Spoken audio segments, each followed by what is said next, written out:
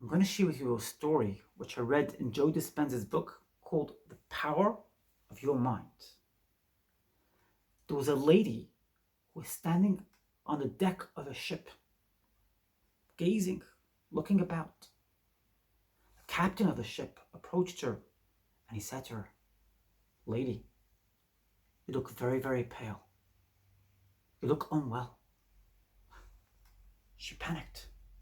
"Oh my, I better do something about this." She quickly went to her cabinet, took seasick pills, and put herself to bed for the remainder of the voyage. Another lady on the ship was approached by the same captain. He approached her and he said to her, "Lady, you look very unwell. Perhaps you put yourself to bed. You're not well. Perhaps seasick pills will help." She turned to him and said, "Captain, I'm feeling fine. How has your afternoon? How has your afternoon been, Captain?" She didn't put herself to bed, and for the remainder of the voyage, she enjoyed herself and had fun. What is the moral of the story? We could become infused, we could become disgruntled, we could become trapped in the pessimism and the negativity of others. We could say to ourselves, "That person said to me I'm not well, I better go to bed." Or that person said to me that I am bad, I must be bad. I must take what they said very, very seriously. That manipulative person said to me that I need to change my ways, I need to change my habits.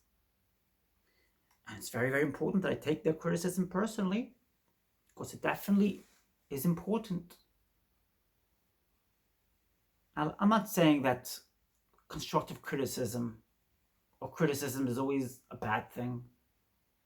I'm not saying that other people's opinions are rather unimportant and you should always just believe that you have it 100% right 24/7 all the time. I'm not saying that. I'm just saying that very often people who learned how to control others, by the way, it comes from a scarcity mindset. You only try to control somebody else because you feel inferior. It's that power of play, so to speak. Inferior? You need to make somebody else feel inferior in order to distract from your own inferiority. That's all it is. It's a power of play, so to speak. Yin Yang, if you like. In any case, I'm not getting into Yin Yang on this video. But the point is that very, very often we allow others to control us, to manipulate us. And we find that our own internal knowledge of who we are gets pushed aside because somebody has come along and said to us that we must do so. That's my first message today.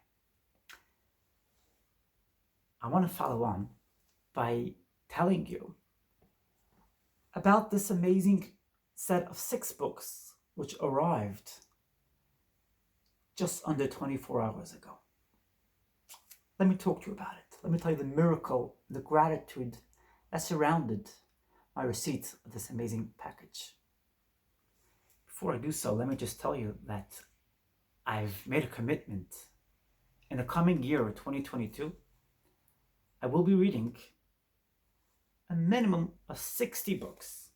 That's the minimum. That's my threshold. To follow on from that, let me tell you the amazing miracle, the amazing gratitude story that surrounded my receipt of these books.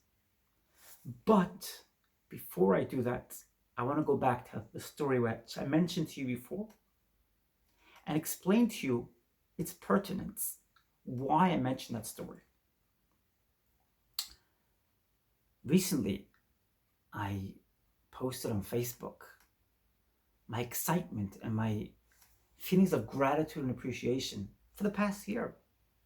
In 2021, I had an amazing year. It was an amazing year for me. It was the best year of my life. And I celebrated and I told people about it on Facebook. As you know, on Facebook, there are some people who are of the pessimistic, negative mindset. And a particular individual turned to me and said to me, "How dare you? How dare you say that you had a good year, ignoring and putting aside and disregarding the horrible year so many people had? You must acknowledge their year. You must pay attention to it. And you must not say how good your year has been." Now, in my previous modus operandi, I probably would have turned around and said, "I did the wrong thing. My year was really bad. She has described my past year the way it should have been described." But I didn't respond to her at all, actually. Her pessimism has nothing to do with me. On my Facebook page, I discuss what's important to me. On her Facebook page, she discusses what's important to her. I don't tell her what to do, and she really shouldn't be telling me what to do, but if she does, love and light. I send love and light to her. My point is that very often we get tangled up in other people's entanglement. They feel a certain kind of inferiority, a certain kind of scarcity, which makes them feel the need to push onto others their pessimism, their negativity, and they try to control others. It's obviously a distraction from their own pain. So why bother getting tangled up in their web? Leave them be, leave them to it. Put out your positive vibes, which is what I do, and I won't stop doing. Put out your positive vibes. Now, as far as COVID-19 is concerned, of course, I'm going to be careful. We have to be careful, but we don't overdo it. We don't share panic. We don't tell everybody to panic. We don't talk about negativity day and night. No, I don't look at the news. I keep myself protected, but I don't look at the news all the time. I don't remember the last time I looked at the TV, looked at the news. I remember the last time. It has nothing to do with me. Why should I live in panic, in pessimism, in negativity? And those who want to live in pessimism and negativity, go right ahead. Before I continue, I want to share with you another story. I spoke to a general practitioner. Here in England, doctors are called general practitioners. And this general practitioner, who practiced for 40 years, he's now a retired doctor, he said to me, "You should know that those who are pessimistic, those who are negative all the time, the chance of survival, the chance of surviving cancer and illnesses is decreased. That's just how it is." And during this COVID-19 period, those people who are pessimistic, those people who are negative, tend to catch the disease much quicker and tend to take a longer time to get over it. And to add to this, of course, there are many pity parties and victim parties, wherein people like to discuss it and analyze it and expand on it. I don't really join such parties. I don't really join pity parties. I don't think they have much value. Getting back to the books, which I told you I've committed myself to read in the coming year, minimum of 60. I want to point out that day that I received my books, these 5 plus another one from Tony Robbins, I got a little bit anxious because I had gone downstairs where I received my mail and I didn't see my mail there. But I said to myself, "You know what, Jessica? It's on its way. The books are on their way." I feel such immense gratitude and appreciation over the fact that my books are on the way. They're on their way here. I'm excited. It's coming very, very soon. I noticed that my neighbor got a nice big package, but I hadn't yet received mine. But I said, I'm full of gratitude and I'm full of appreciation, and I know that my books are on the way, and I'm really happy about it because they're coming to my house really soon. Yes, it's been 6 days, but they'll be here very soon. 5 minutes later, I kid you not, 5 minutes later, the doorbell rang. My books were there. What does that tell you? It tells you the power of gratitude. Keep it in this modus operandi, in this mode, in this focus of gratitude, and great results will follow. Gratitude has the potential to create results which you would have never expected. It's really unbelievable. I mean, just think about it. It was impossible. It's almost an impossibility what was transpiring that day. Raising my books, a little bit anxious, but then I'm not going to be anxious. I'm going to be grateful, I decided. And my books arrived 5 minutes later. I'd like to follow on and discuss the Bible portion which many Jews from around the world are going to be reading about in the synagogues tomorrow. Moses approached Pharaoh, and Moses said to Pharaoh, look, if you don't send my people out, if you don't let my people go, you're going to see things getting worse. Pharaoh was like, I don't care. And it says in the verse, in the Bible, that God hardened Pharaoh's heart. He hardened it. In other words, if things were within the realm of normalcy, Pharaoh would have responded by turning around and saying, look, I've had enough. Things are really impossible here. Let these people go. Let's get rid of them so that things can get back to normal. But Pharaoh didn't do that. He preferred to remain with a hardened heart. And God created that hardened heart. After Moses left, Pharaoh quickly sent messages to Moses telling him, yeah, I'm happy to free the people now, because he just had enough. His heart softened a little bit. Moses came back. Shortly thereafter, he left the palace and prayed to God to stop the plague. And once again, Pharaoh's heart became hardened. He said, no, I'm not letting you people go. And this happened continuously, again and again. The next time Moses came, Pharaoh's like, yeah, things are impossible. My servants have told me things I've gone insane here. I'm happy to work out a deal. Please give me an inventory. Who precisely would you like to leave with you as you leave to serve God? Moses turned to Pharaoh and he said, why, all of us have to go. The men, the women, the children, and the cattle, all of us are going to be going. Pharaoh turned around and said, what? Why do you need women and children? Pharaoh knew that if he was to free the women, it's over. Pharaoh knew the power of women. But in any case, Pharaoh got that hardened heart once again. I will not let your people go. His ego held him hostage. And once again, he said, I will not let your people go. I will keep them here hostage. His ego held him hostage, and he refused to allow God to be his host. As a result, Moses said, no problem. We'll see who's going to be turning to who. Moses left with a smile on his face, and Pharaoh yelled at him and said, I don't want to ever see you come back to my palace again. Never. It's going to remain the way it is. As we all know, a short while later, Pharaoh sent his messengers, to go find out what could be done. And then, once again, the cycle continued.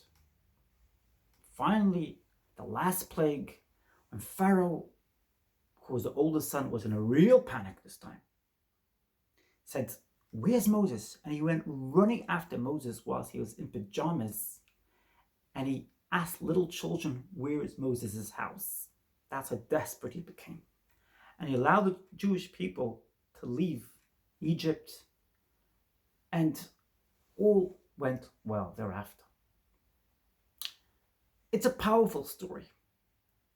So many times we come across people who have a hardened heart, who have no feelings, no consideration for us.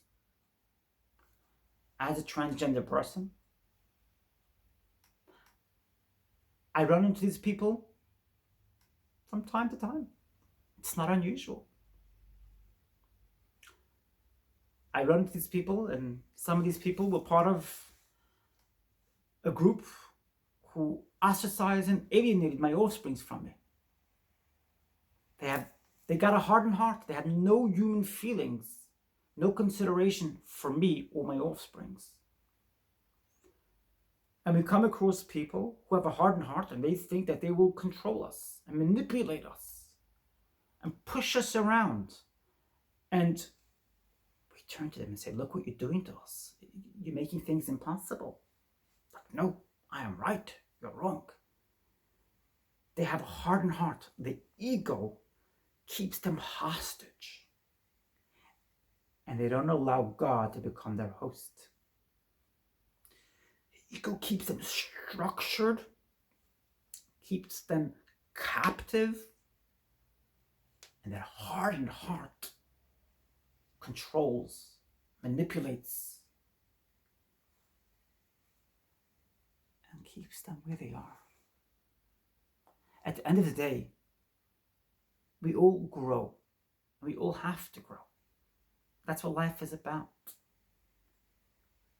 If you're structured, if you're restricted, if you're held captive, and you're confined into a certain kind of paradigm, into a certain way of seeing things, and you hold other people hostage to your ideas, which is, by the way, all a distraction from your own pain and inner turmoil and insecurity and scarcity. A couple of months ago, I was talking to an ultra-Orthodox Jewish rabbi, and he turned to me and he told me, "I will have you go for reverse surgery, reverse therapy. I'll have it funded. You have to repent, and you should really make sure that at least when you die as a man." I didn't respond to this individual. What's the point in responding to him? Is it my insecurity or is it his?